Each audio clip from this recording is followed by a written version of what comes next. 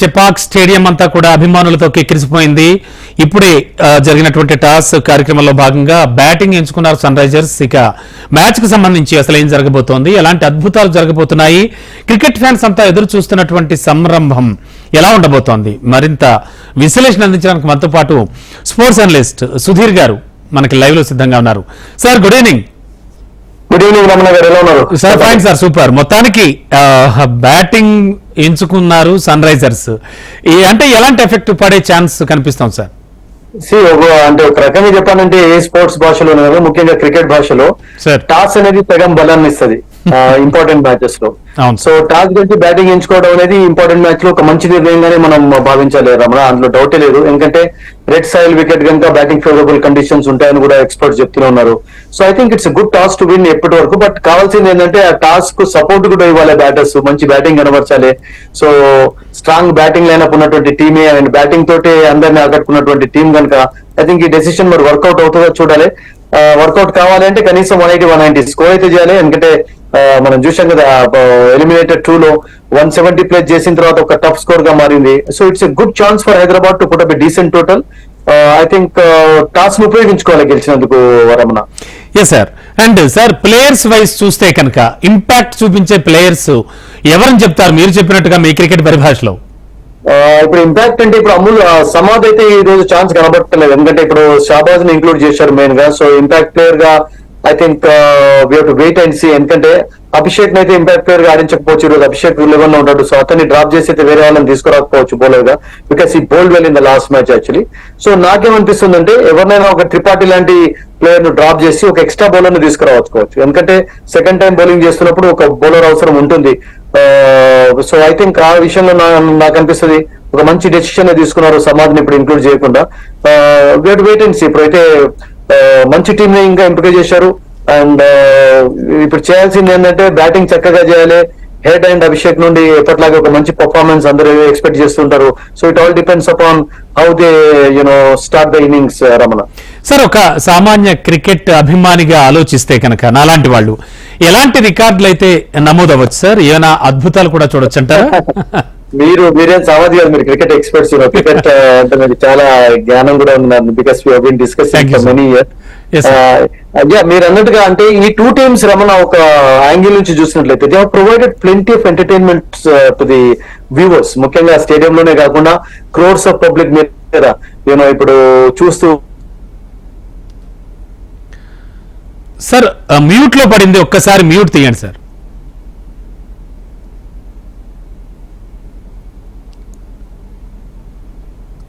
Sir audio రావాలి. Done చెప్పండి sir. Sir మళ్ళీ మ్యూట్ లోకి వెళ్ళింది మరొక్కసారి. ఇప్పుడు చూడండి, ఇప్పుడు కంటిన్యూ. ఓకేనా?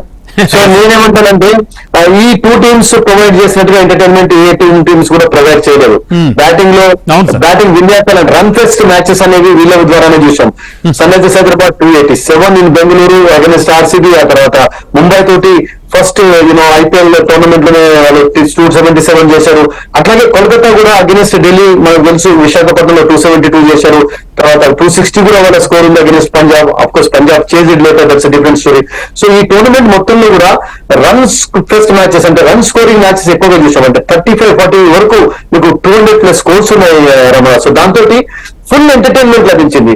అంటే పైసా వసూలు గ్రౌండ్ లో అయితే స్పెక్టేటర్స్ కు. అండ్ అలాగే టీవీలో చూస్తున్న వాళ్ళు కూడా జనరల్ గా ఇవాళ కావాల్సింది అందరికి ఏంటంటే 6 బౌండరీస్ కావాలి కదా. ఇప్పుడు మీరు ఒక 120 స్కోర్ చేసి టైట్ గా కొనసాగుతూ దాన్ని ఇష్టపడరు. బట్ 260, 270 స్కోర్ చేసిన తర్వాత ఓడిపోయినప్పుడు అనుకుంటారు ఎంటర్టైన్మెంట్ లభించింది అనుకుంటారు. సో అటువంటి రోజులు ఇప్పుడు క్రికెట్ లో. సో ఎంటర్టైన్మెంట్ పరంగానైతే ఈ 2 teams actually they have provided plenty of entertainment to all the cricket lovers. అందులో ఎటువంటి డౌట్ లేదు Ramana. yes sir. And 17th season లో లీగ్ దశలోనే అంటే లీగ్ లోనే బెస్ట్ పర్ఫార్మెన్స్ ఇద్దరు కూడా, అంటే ఎవరిని తక్కువ చేసి చూడలేం. 2 సార్లు వాళ్ళు 2 సార్లు వీళ్ళు. అంటే గత చరిత్ర చూస్తే ఎట్లా అనుకోవచ్చు సార్ అసలు? ఇప్పుడు కూడా ఫైనల్ లో గెలిచేది ఒక టీం, ఓడిపోయేది ఒక టీం కనుక 1-2 పొజిషన్ లోనే నిలుస్తారు వాళ్ళు. ఈవెన్ ఫైనల్ అనాలిసిస్ కూడా అట్లా ఉంటాయి. బట్ 2012 లో ఫస్ట్ టైం కోల్కతా గెలిచినప్పుడు మనం ఇంతకుముందు కూడా అనుకున్నాం కదా మన అవును సార్. ఇదే మైదానంలో వాళ్ళు చేజ్ చేసి చెన్నై ఓడించారు. అది కూడా బిగ్ స్కోర్ 190 అనేది బిగ్ స్కోరే ముఖ్యంగా ఆ పర్టికులర్ టోర్నమెంట్ లో అక్కడ ఆ wicket going by those conditions. So ఆ మ్యాచ్ లో వాళ్ళు 5 వికెట్స్ విక్టరీ సాధించినప్పుడు గంభీర్ కెప్టెన్ గా ఉన్నాడు. ఫస్ట్ ఓవర్ లో అవుట్ అయిపోయినాడు. ఆ తర్వాత బ్రహ్మాండమైనటువంటి బ్యాటింగ్ కనబర్చారు మిగతా వాళ్ళందరూ కూడా. మన్వీర్ అని ఒక కొత్త ప్లేయర్ ఉండేది అప్పుడు, జాక్ కలిక్స్ ఆడేది. సో ఇద్దరు కలిసి 82 బాల్స్ లో 137 పార్ట్నర్షిప్ కూడా నమోదు చేశారు. సో అలా ఇప్పుడు చేసింగ్ వాళ్ళు చేస్తున్నారు కనుక ఐ థింక్ చేసింగ్ చేసి కూడా గెలిచే సత్తా ఉన్నటువంటి టీమే కోల్కతా. ఇన్ కంపారిజన్ లో వాళ్ళు చేసింగ్ లో కూడా మంచి సక్సెస్ సాధించారు ఈ టోర్నమెంట్ లో వాళ్ళు. Yes, sir. So I think అందుకనే సన్రైజర్స్ హైదరాబాద్ ఇప్పుడు ఒక బిగ్ స్కోర్ అంటే 200+ ఒకవేళ చేసినట్లయితే అది చాలా పెద్ద స్కోర్ అవుతుంది. ఒక మంచి బోనస్ రన్స్ అవన్నీ కూడా 180+ అని కూడా. సో అలా చేసినట్లయితే వాళ్ళకి ఛాన్స్ ఉంటుంది. అది ఎనీథింగ్ ఫర్ ఎగ్జాంపుల్ కోల్కతా అద్భుతంగా బౌలింగ్ చేసి మంచి బ్యాటింగ్ కండిషన్స్ లో కూడా 160 లోపు లేకుండా 150, 170 లోపు కట్టడి చేస్తే Kolkata can have better chance. ఎందుకంటే వాళ్ళు ఫస్ట్ టైం టైటిల్ గెలిచింది ఇక్కడనే. అప్పుడు గంభీర్ కెప్టెన్ గా ఉన్నాడు, ఇప్పుడు మెంటర్ గా ఉన్నాడు. So I think anything can happen. And but we have to wait and see. అంటే సెకండ్ టైం బౌలింగ్ చేస్తున్నప్పుడు ఏదైనా డ్యూ ప్రభావం ఉంటుందా చూడాలి. ఎందుకంటే సెకండ్ ఎలిమినేటర్ లో అయితే డ్యూ అన్నారు, డ్యూ లేదు అసలు. యాక్చువల్ గా బాల్ టర్న్ అయింది, గ్రిప్ లభించింది. అండ్ సన్రైజర్స్ హైదరాబాద్ బౌలర్స్ చక్కగా బౌలింగ్ చేశారు. పార్ట్ టైం స్పిన్నర్స్ వికెట్లు తీశారు, రన్స్ ఆపగలిగారు, ఫీల్డింగ్ లో అద్భుతమైనటువంటి ఎఫర్ట్ కనబరిచారు. సో ఈ రోజు కూడా నేను అనుకుంటాను ఆ ఎఫర్ట్ కంటిన్యూ చేయాలి. అండ్ ఫస్ట్ సగం బలం అయితే టాస్ తోటి లభించింది అని అందరం అనుకుంటున్నాం. Exactly. మరి దాన్ని వాళ్ళు ఫస్ట్ ఎంత వరకు ఉపయోగించుకుంటారు అనేది నెక్స్ట్ $1 million క్వశ్చన్ రమణ.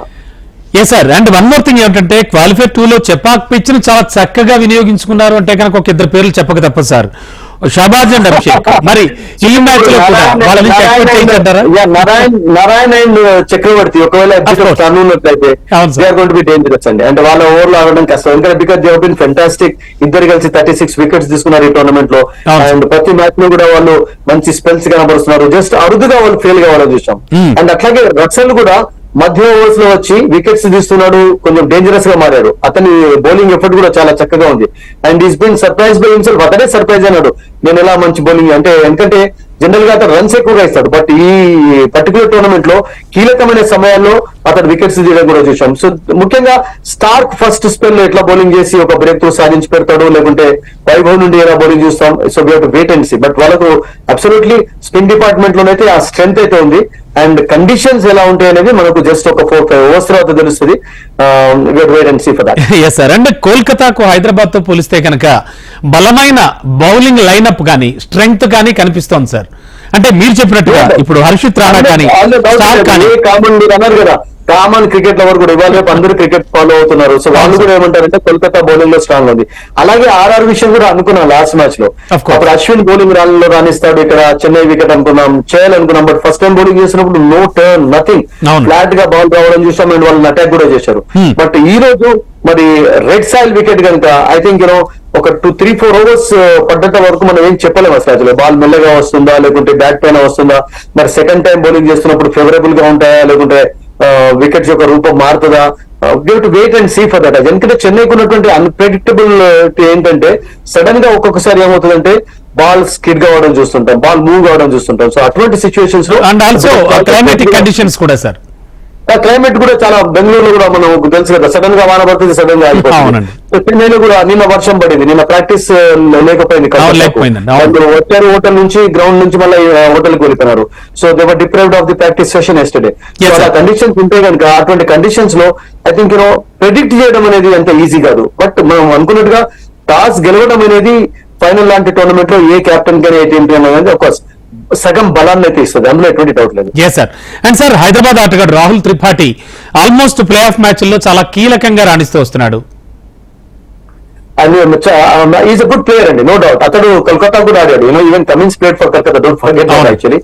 అతడు చాలా మంచి ప్లేయర్ అండి. అతడు ఏ పొజిషన్ లో బ్యాటింగ్ చేయగలుగుతాడు, ఓపెనర్ గా రాగలుగుతాడు, 1 డౌన్ ఆడతాడు, మిడిల్ ఆర్డర్ ఆడతాడు. బట్ 1 డౌన్ అనేది అతనికి పర్ఫెక్ట్ గా సూట్ అయింది. అండ్ టాప్ ఆర్డర్ లో మనం చూస్తున్నాం లాస్ట్ కపుల్ ఆఫ్ మ్యాచెస్ లో హెడ్ త్వరగా అవుట్ అయినా, ఎందుకంటే హెడ్ కు స్ట్రేట్ అవే 2 డక్స్ ఉన్నాయి. ఆ తర్వాత అభిషేక్ కూడా అవుట్ అయినప్పుడు తన పైన రెస్పాన్సిబిలిటీని తీసుకొని క్లాసన్ తోటి ఒక మంచి ఇన్నింగ్స్ కూడా ఆడడం చూసాం అగెన్స్ట్ కోల్కతా. ఇదే టీం తోటి అహ్మదాబాద్ లో 43 for 4 ఉన్నప్పుడు I think they put on good partnership. So Tripathi మీరు అన్నట్టుగా ఒక మెచ్యూర్ ప్లేయర్ గా ఆడుతున్నాడు. అండ్ ఐ థింక్ అతని యొక్క సర్వీసెస్ చాలా చాలా ఉపయోగం Sunrisers Hyderabad. Yes sir. మనం ఇంతకు ముందు అనుకున్నట్టుగానే క్వాలిఫైర్ 2 మ్యాచ్ ను చెన్నైలోనే ఆడి రాజస్థాన్ ఓడించిన సన్ రైజర్స్ కి ఆత్మవిశ్వాసం బాగా పెంపొందించింది అనుకోవచ్చు అంటారా? అదే ఇప్పుడు టాస్ ఎఫెక్ట్ కూడా అనుకోవచ్చా? వైనాట్ అండి, ఒక మ్యాచ్ లో గెలిచిన తర్వాత కాన్ఫిడెన్స్ పెరుగుతూ ఉంటుంది అండ్ టీమ్ లో దాని పాజిటివ్ వైబ్స్ ఎక్కువగా ఉంటాయి, డౌట్ లేదు. అండ్ కోల్కతా కూడా మరి సన్ రైజర్స్ ని ఓడించినటువంటి పాజిటివ్ దాంతో ఉంటారు వాళ్ళు. ఎందుకంటే ఈ సంవత్సరం 2 times ఓడించారు. ఫస్ట్ మ్యాచ్ లో వీళ్ళిద్దరే ఆడారు కదా, third match of the tournament. And first match లో కూడా ఒక బిగ్ స్కోరింగ్ మ్యాచ్ చూసాం. నువ్వు నేను అంటూ చివరి వరకు పోరాటం కొనసాగింది. ఆ మ్యాచ్ లో కోల్కతా ఒక మంచి విక్టరీ సాధించింది. And second of course qualifier 1 effortless గా గెలిచారు. అంటే 38 balls ఉన్నప్పుడే మ్యాచ్ ఫినిష్ అయిపోయింది. సో అది అంత పెద్ద రసవత్తరంగా కొనసాగలేదు, 1-sided అయిపోయింది. బట్ ఈ రోజు మాత్రం ఫైనల్ అనుకుంటాను చాలా రసవత్తరంగా కొనసాగవచ్చు. అండ్ కావాల్సింది ఏంటంటే టాస్ గెలిచి బ్యాటింగ్ చేస్తున్నారు కనుక ఒక డీసెంట్ స్కోర్, ఒక ఫస్ట్ చేయాలి. Decent in the sense batting favourable conditions ఉన్నట్లయితే 180-190 is very important for Sunrisers. And sir spinners magic ఎంతవరకు వర్కౌట్ అవుతుంది అంటారు? ఎందుకంటే మీరు చాలా మ్యాచ్లు చూసి మనం కూడా చాలా సార్లు డిస్కస్ చేస్తున్నాం. ఎలా ఉంటుందంటే ఈ టోర్నమెంట్ లో కొంతమంది సర్ప్రైజ్ హీరోస్ చూస్తుంటాం, సడన్ సర్ప్రైజెస్ చూస్తుంటాం. ఇప్పుడు ఎవరైనా మీరు చెప్పండి, క్వాలిఫైర్ 2 లో అభిషేక్ శర్మ 4 overs వేసి బౌలింగ్ లో వికెట్లు తీస్తారని అనుకున్నారా? షాబాజ్ ప్లేయర్ గా వస్తాడని కూడా అనుకోలేదు. 125 ఫిఫ్త్ కావడంతో అతన్ని తీసుకొచ్చారు, రన్స్ స్కోర్ చేశారు, క్యాచెస్ తీసుకున్నాడు, వికెట్స్ తీసుకున్నాడు, man of the match award లభించింది. సో ఒక్కొక్కసారి ఇటువంటి ఫైనల్స్ లో కూడా కొన్ని సర్ప్రైజెస్ ఉంటాయి. ఆ సర్ప్రైజ్ ప్యాకేజ్ ఎవరు అనేది వెయిట్ అండ్ సీ. ఒకసారి సడన్ గా మనం ఇప్పుడు మార్క్రమ్ ఆడిస్తున్నారు, మార్క్రమ్ నిన్న ఫెయిల్ అయ్యాడు అంటారు. Markram might score today, who knows actually. Class అని ఆడుతున్నటువంటి క్లాస్ అని ఫెయిల్ కూడా కావచ్చు. So we have to wait and see for those surprises in any tournament. yes sir. And one more thing sir, season లో చాలా నిలకడగా ఆడినటువంటి కేకేఆర్ మీద కూడా చాలా అంచనాలు ఉన్నాయి. అంటే ఈ అంచనాలను ఎంతవరకు అందుకునే ఛాన్స్ కనిపిస్తోంది అంటారు? అందుకని బికాస్ ఇన్ కంపారిజన్ లో కోల్కతాకి ఆన్ పేపర్ స్ట్రాంగర్ గా ఉందని అందరు చెప్తున్నారు. అండ్ బట్ ఆర్ఆర్ విషయంలో అలాగే అనుకున్నాం, కానీ ఆర్ఆర్ ఓడిపోయింది. బట్ ఎప్పుడు అలా జరగదు, స్ట్రాంగర్ గా ఉన్నట్టు. బికాస్ యూనో అంటుంటారు కదా, ఇంగ్లీష్ లో ఒక ప్రావర్బ్ ఉంది Ramana, God is also on the side of stronger battalions అని అంటుంటారు కదా. భగవంతుడు కూడా స్ట్రాంగ్ ఎవరుంటే వాళ్ళది ఎక్కువగా ఉంటారట అంటుంటారు.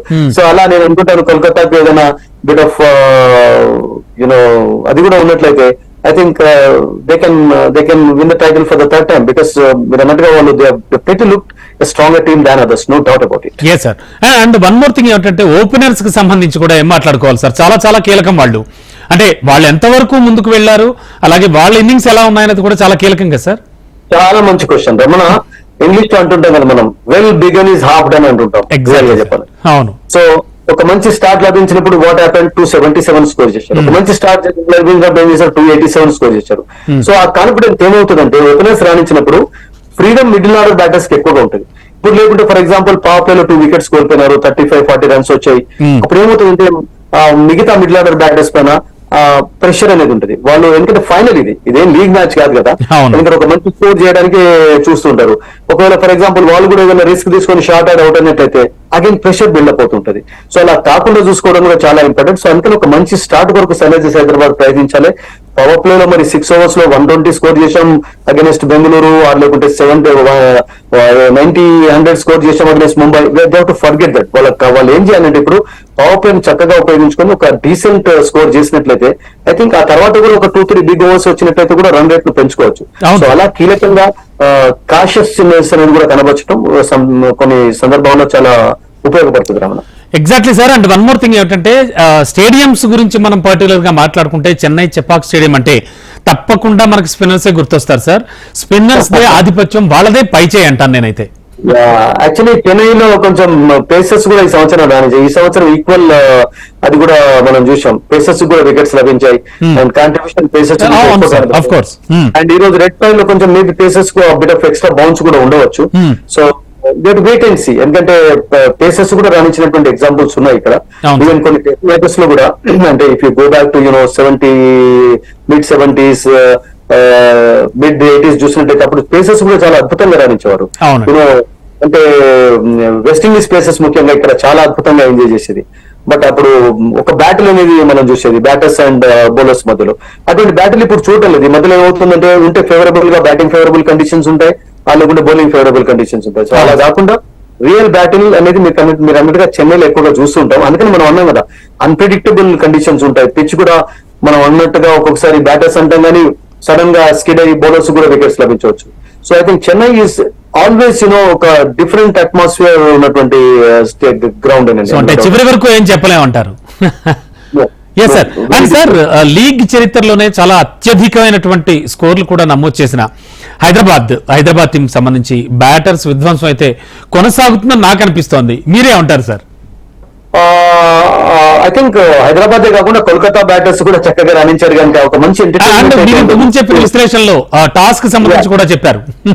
చెప్పాను, ఎందుకంటే టాస్ ను ఉపయోగించుకోవాలి. ఒక మంచి టాస్ గెలవడం అనేది ఎందుకంటే మనం చాలా సార్లు అంటుంటాం కదా, ఈవెన్ గ్రేట్ క్రికెటర్స్ అది అనేది. ముఖ్యంగా రిచర్డ్ బెర్నాన్ అయితే ఫార్మర్ ఆస్ట్రేలియన్ క్రికెటర్ ఏమనేదంటే ఎప్పుడు కూడా ఒక మంచి కెప్టెన్ ఎవరంటే మంచి టీం ఉన్నవాడు అనేది పక్కకు పెట్టినట్లయితే సరి అయినటువంటి సమయంలో టాస్ గెలిచి సరైన నిర్ణయం తీసుకునేవాడే మంచి కెప్టెన్ అనేది. ఇప్పుడు ఈ నిర్ణయం సరిగ్గా మారుతుందా, మంచి బ్యాటింగ్ చేస్తారా, wait and see. We just wish Hyderabad Hyderabad good luck and Kolkata కూడా చక్కగా ఆడి మంచి ఎంటర్టైన్మెంట్ కనబరచాలని చెప్పి మనం కోరుకుందాం. Definitely sir. అండ్ సార్, అంటే చాలా మందకొడిగా ఉంటుంది ఈ పిచ్ అని కూడా అంటూ ఉంటారు. అంటే మీరు ఇంతవరకు ఆల్రెడీ ఆ విశ్లేషణ చేసుకుంటూ వచ్చారు. అయితే దీనికి సంబంధించి భారీ షాట్లు ఆడడం కూడా చాలా కష్టం అంటూ ఉంటారు. మరి పిచ్ శాసించే అవకాశం ఉంది సార్? చూడండి, ఇక్కడ సన్ రైజర్స్ హైదరాబాద్ చెన్నైతో ఆడినప్పుడు చెన్నై 200 స్కోర్ చేస్తే 137 స్కోర్ చేశారు. రాజస్థాన్ రాయల్స్ అంత బ్యాటింగ్ స్ట్రాంగ్ ఉన్నటువంటి టీం 5 వికెట్స్ కోల్పోయినా కానీ 20 ఓవర్స్ లో 147 మాత్రమే స్కోర్ చేయడం చూసాం. ఆ చెన్నై ఆ మ్యాచ్ లో విక్టరీ సాధించింది. గుజరాత్ కూడా తక్కువ స్కోర్. సో ఇక్కడ కండిషన్స్ డెఫినెట్లీ ఒక్కొక్కసారి స్లోనెస్ ఆఫ్ ద వికెట్ తోటి బ్యాటింగ్ ఫేవరబుల్ కండిషన్స్ ఉండవు ఒక్కొక్కసారి. బట్ ఈ వికెట్ బ్యాటింగ్ ఫేవరబుల్ కండిషన్స్ గానే తయారు చేశారు. ఎందుకంటే ఇది వికెట్ నెంబర్ 4. ఇక్కడ ఆడినప్పుడు పంజాబ్ కూడా 160+ స్కోర్ చేసింది. అంత మంద కూడా కొనసాగలేదు ఆ match number score. So I think ఈ వికెట్ కొంచెం డిఫరెంట్ గా బ్యాటింగ్ ఫేవరబుల్ గా ఉండవచ్చు అని అంటున్నారు కనుక మనం కొంచెం ఎదురు చూడాలి ఫస్ట్ 4-5 ఓవర్స్ వరకు. Yes sir. Last but not least, final గా మ్యాచ్ కూర్పు అలాగే చేర్పు కానీ అలాగే కొన్ని ఈ కూర్పుల్లో ఎలా ఎక్స్పెక్ట్ చేయొచ్చు సార్? అంటే ఇవన్నీ కూడా కరెక్ట్ గా జరిగినట్టు అనిపిస్తూ ఉన్నాయా సార్? ఇప్పుడు చూడండి, ఇప్పుడు ప్యాట్ కమిన్స్ తీసుకున్నప్పుడు ఎన్ని కమెంట్స్ చూశారు? ప్యాట్ కమిన్స్ 20 కోట్లు పెట్టి కొనడం తోటి అతని తోటి ఏమైనా నష్టం జరిగిందా? అలాగే కోల్కతా 24.5 కోట్స్ పెట్టి స్టార్ కు తీసుకున్నప్పుడు చాలా ఇంత డబ్బా ఇతనికి 2015 తర్వాత సంవత్సరాల తర్వాత ఐపీఎల్ ఆడతాడా, ఇంటర్నేషనల్ కెరియర్ కు కూడా దగ్గరలో ఉన్నాడు రిటైర్మెంట్ కు. But how beautiful is bowling actually last 2-3 matches. So అంటే ఇప్పుడు అలాగే టీమ్ సెలెక్షన్స్ లో అఫ్కోర్స్ చాలా మంది చాలా అంటుంటారు కానీ I think the managements franchises they have definitely done a good job by taking Cummins, making him captain actually. And అతనితో పాటు ట్రావిస్ హెడ్ రావడం కూడా సోనేతే సుహాగా లాగా అయిపోయింది వాళ్ళిద్దరు Hyderabad. Exactly sir, exactly. Match కూడా అఫ్ కోర్స్ స్టార్ట్ అయింది. మ్యాచ్ మనం కూడా ఎంజాయ్ చేద్దాం sir. Thank you so much sir విశ్లేషణ అందించినందుకు. చూద్దాం, ఏది ఏమైనా కూడా బెస్ట్ పర్ఫార్మర్ ఖచ్చితంగా విన్ అవుతాడు. ఏం జరుగుతుందో మ్యాచ్ అయితే ఉత్కంఠగానే ఉండబోతోంది.